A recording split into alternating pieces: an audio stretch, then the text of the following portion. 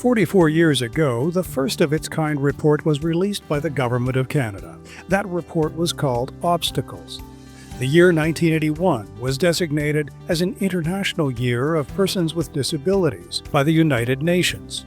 Canada's national government took a bold step in advance of that UN year and launched a nationwide, comprehensive review on inclusion, accessibility, the lives of Canadians with disabilities, and the role of the Government of Canada.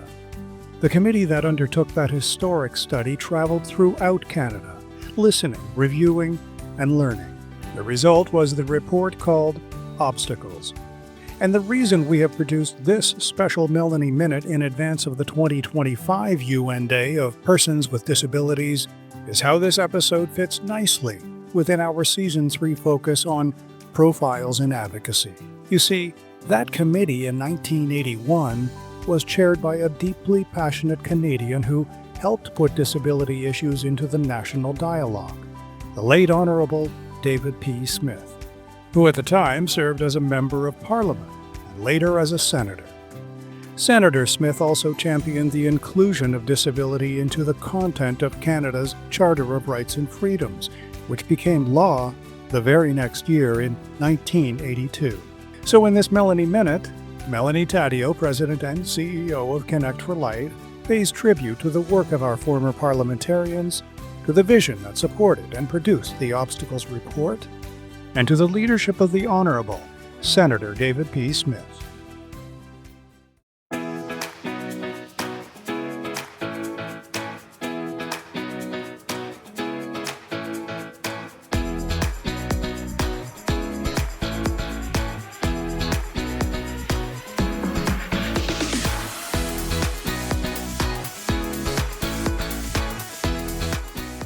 Welcome to another Melanie Minute. In preparation for the United Nations International Day for the Rights of Persons with Disabilities happening on December 3rd, I was doing a little bit of reading and I came across an article that spoke of the Obstacles Report. And to be honest, I had no idea what this was. I learned that the late David Smith was tasked of being the chair of a special committee entitled Disabled People and the Handicapped. And it was a committee made up of MPs from various political parties, a team of parliamentarians that came together and were tasked to look into the barriers and challenges that individuals with disabilities across Canada were facing. They toured across Canada and they spoke with people with disabilities, their families, service providers, and caregivers to learn about the challenges and barriers that they were facing, also to come up with some solutions. In this report, the Obstacles Report, they came up with 130 recommendations of how they could ensure that the rights of individuals with disabilities would be seen. And it was broken into two main parts. One, the obstacles and barriers that they faced from their impairments, as it was referred to, so their disability itself. And the other part was the barriers they were facing due to attitudes or legislation or lack of government policies. And it was in these recommendations that they focused on many different areas, including transportation, employment, healthcare, the economy, and assistive devices. Sounds familiar, doesn't it? And this was back in 1981, when it was a very different time in Canada. At this point, we didn't even have the Charter of Rights and Freedoms just yet.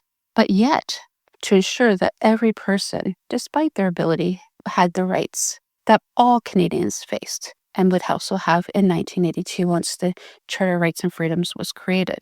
This is laying the foundation back in 1981 for so many more laws that would come: the Human Rights Code, the Charter of Rights and Freedoms, the AODA, and the Accessible Canada Act. It's amazing to see how one individual with a team of bipartisan colleagues that really wanted to take action and do something that was going to make change in the country. Yes, this was 44 years ago, and you're probably asking, but it's 2025 and we're still fighting for a lot of these things. But we have to start somewhere, and the late David Smith was instrumental in this.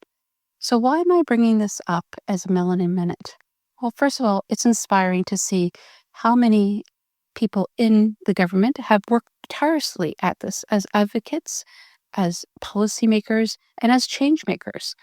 to really lay the foundation for disability inclusion. And as the United Nations International Day for Persons with Disabilities this year is about ensuring fostering disability inclusive societies by advancing social progress. I had to have somewhere to start, and it started way back in 1981. It just shows that Canada has always been on the forefront of making change for many Canadians, especially individuals with disabilities.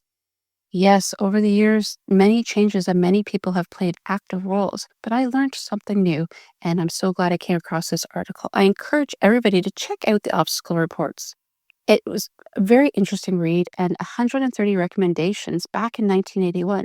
You can compare where we were then to where we are now and to see that we still have so much more work to do. But it's changemakers like the late David Smith that we need at the helm to keep doing the work we're doing. It also inspired me to show that Canadians are definitely changemaker in leadership. And as it is an international day that we'll be celebrating, and back in 1981, it was the year of the disabled person. It shows that the United Nations is doing great work for the Convention of Rights of Persons with Disabilities as well. So together, collaboratively, we need to keep forging forward to work collaboratively to ensure that the work of David Smith back in 1981 and the other committee members that came from across Canada worked very hard to do and implement. We need to all collaborate and speak up, speak with our MPs, our government officials, and definitely be advocates to ensure that every person, despite their ability, has equal access to all services. I'd love to hear your thoughts and ideas on the obstacle report after you've read it, and also share if you've come across any other articles that share anything new and interesting so I can also be educated. Until next time.